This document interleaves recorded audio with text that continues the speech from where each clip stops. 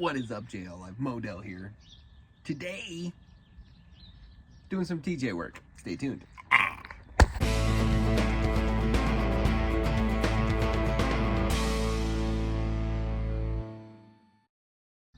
So if you guys were following along with the last video, I was doing a lot of odds and ends to kind of get this to the point where I'd be comfortable wheeling it and not have to worry about it just breaking. Just wheeling something you're not familiar with is just asking to have a catastrophic failure off-road.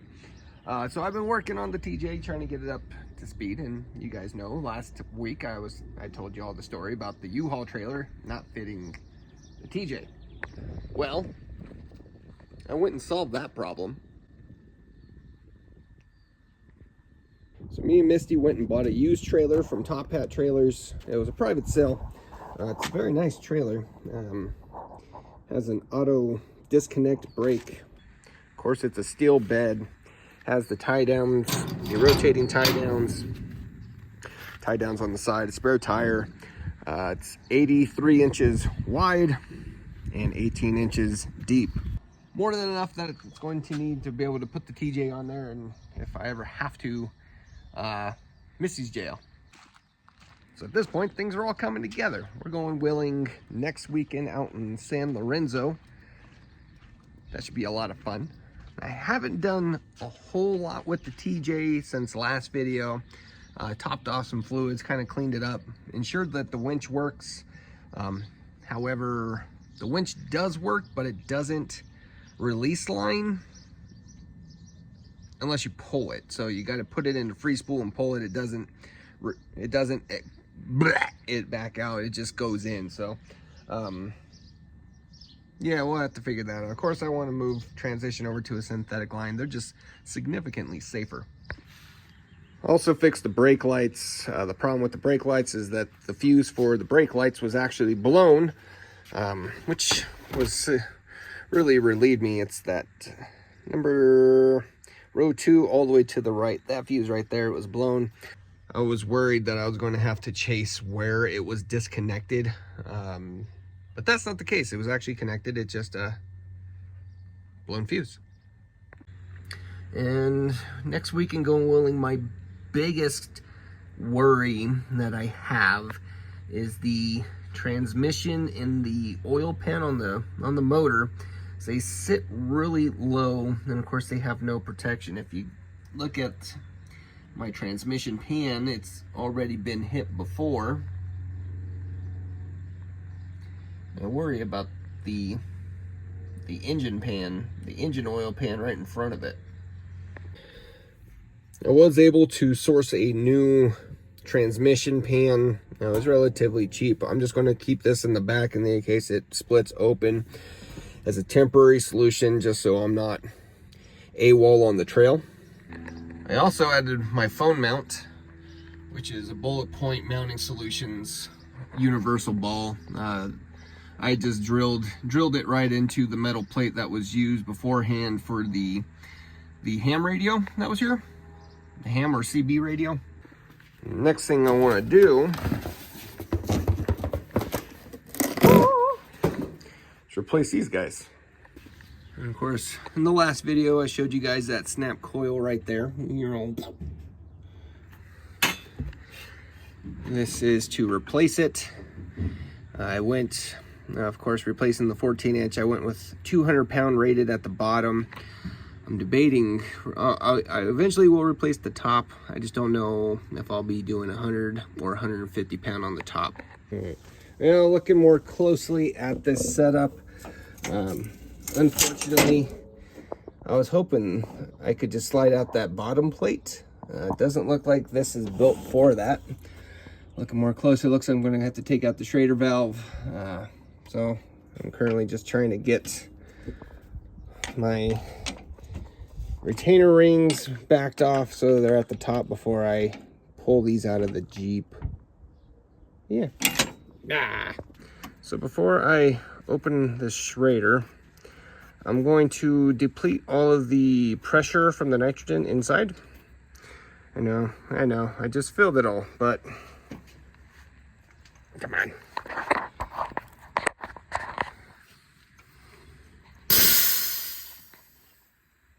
And luckily I have a nitrogen refill kit. If you don't have a nitrogen refill kit, make sure you think about that before depleting all this. But anyways, this should be empty now. Got the bolts pulled. Now, oh, there goes my... Ah! There it goes. Where are you? I know you came over here. There you are. There. My spacers. That's what I get for... Where's the other one? I lost one. Give me a minute. Let me look. The other one was nice and stopped right there. Can I get it without dropping it? Come on. Yeah, babe. Oh. And I lost it again. Wasn't recording any of that. I found it. Found them both. Oh no, I'm breaking my cheap tools. Shoot. Where'd you go? I'm a mess.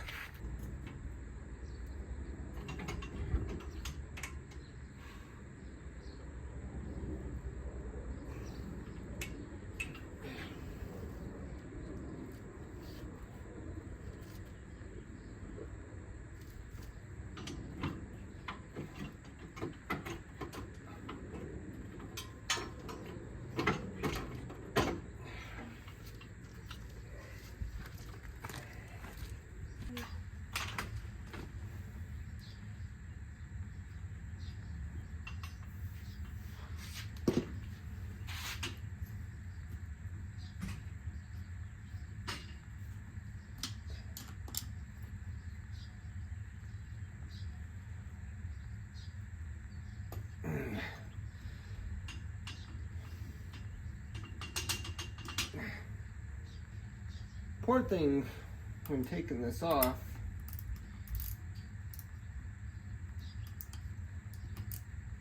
is keep it upright so you don't lose your oil. At least I'm assuming so, as I don't really know how these shocks are built. And rather than tipping it over and losing oil, then that's obviously going to put me in a much worse state. But so the question I've been having inside of my head is if I'm going to keep this rig set up with coilovers in the front and Ories in the back, or if I'm just going to go Ories front and back. I don't know yet. I've never wheeled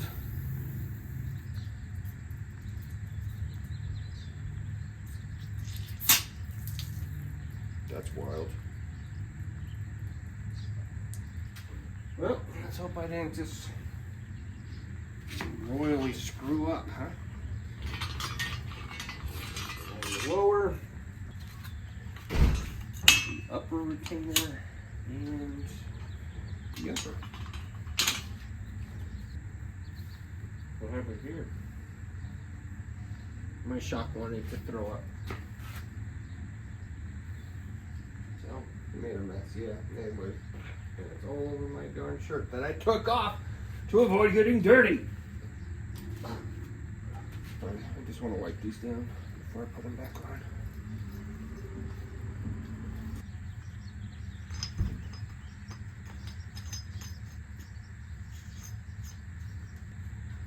What? Yeah, it's all over my wrench.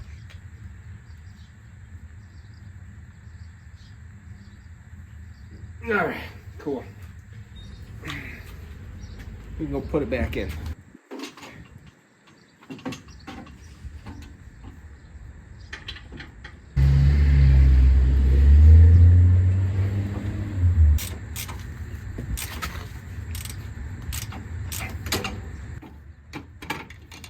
I'm not setting my preload yet. I'm going to fill the shock first. And of course I got to use a spanner wrench because this is not well kept.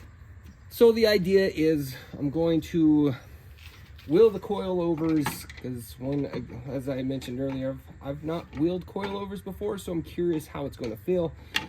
And I didn't want to sit there and make a decision to buy Ories or decide that I don't like how coilovers feel when I had one that wasn't in acceptable condition.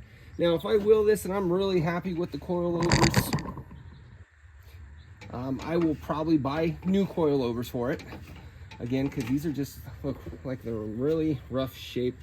And I'll probably end up selling these, I would assume, for a good price. Because again, they're ugly. I don't know what the top coil rate is. There's no markings on the spring to say, but I'm pretty sure I mentioned I got 200 for the bottom. It may be a little too soft. I may need something a little bit stiffer. I don't know. It's just a matter of trying to figure out what I like. I went with Summit Racing springs, and the reason I did that is they were the cheapest ones I could find. And of course, I don't got nothing against Summit. These springs are made in America, tariff-free. The main issue that I had to take care of to go wheeling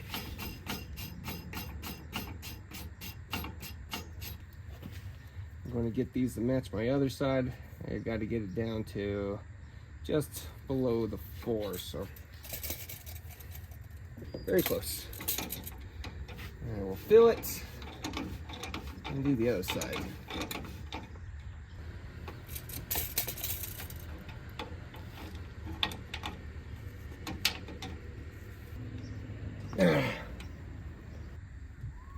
You guys saw this last week, just recharging.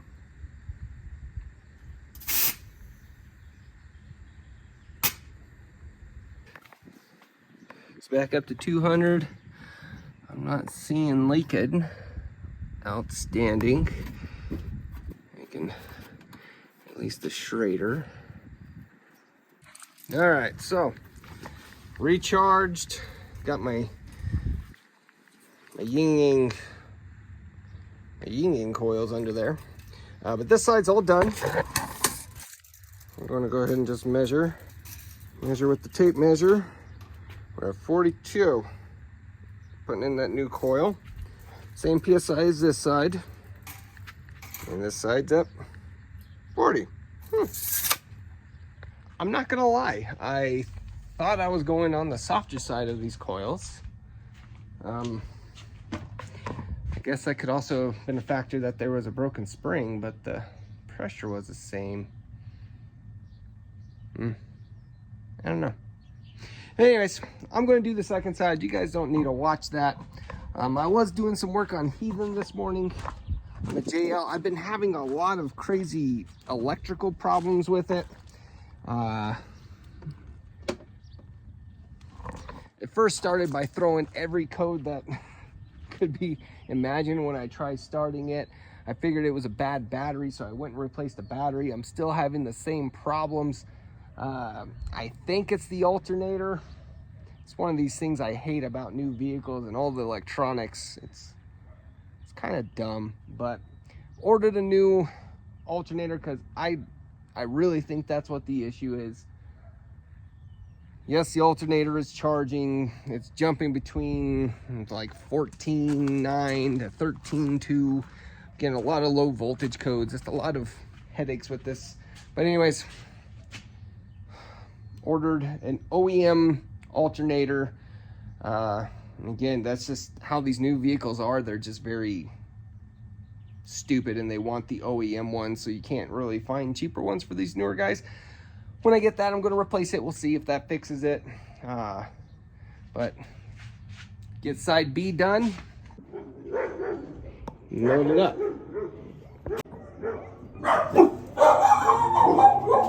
I'm going to be doing an update on the J10 soon. I wanted to do the Geraldine today. However, because of all the problems I was having with Heathen today, not staying started, I wasn't able to go take it down to a shop to get the actual measurements from the Hunter alignment machine. So it's going to be delayed. I'm sorry. But guys, thank you for watching. Remember to like, comment, subscribe, and share. Stay tuned for the next one, y'all. Keep it easy.